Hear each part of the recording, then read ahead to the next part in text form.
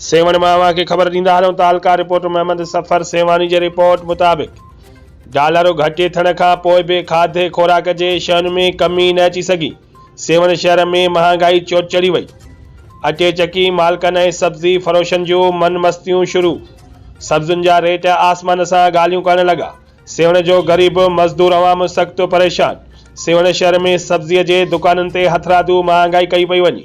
ग़रीब मज़दूर तबिको सख़्त परेशान थी वियो आहे। सेवण शहर में आम वापे जे शयुनि जा अघ आसमान सां ॻाल्हियूं करण लॻा। जॾहिं त सब्ज़ी विकिरो कंदड़ आलू 60 रुपया किलो, टमाटा 120 रुपया किलो, बसर 200 रुपया किलो, वाङण 60 रुपया किलो, गोभी 120 रुपया किलो, लोड़ 200 रुपया किलो, मुर्गीअ जो गोश्त 600 रुपया किलो, अटो 150 रुपया किलो विकिरो थी रहियो आहे। तालका सेवण जी इंतज़ामिया केतिरे अरसे खां वठी बेख़बर।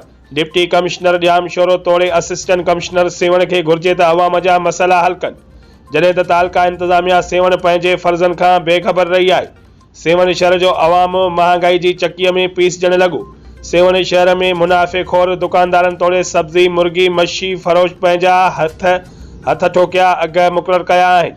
ग़रीब अवाम खां वठी रहिया आहिनि। जॾहिं त सेवण जे ग़रीब अवाम डिप्टी कमिश्नर ॼाम शोरो ऐं असिस्टेंट कमिश्नर सेवण जिन खां घुर कनि था त ख़ुदारा कुझु सेवण जे ग़रीब अवाम ते रहम करे सेवण शहर में महांगाई ते कंट्रोल कराए सेवण जे अवाम खे खाइण पीअण जूं सस्तियूं शयूं मुहैया कयूं वञनि।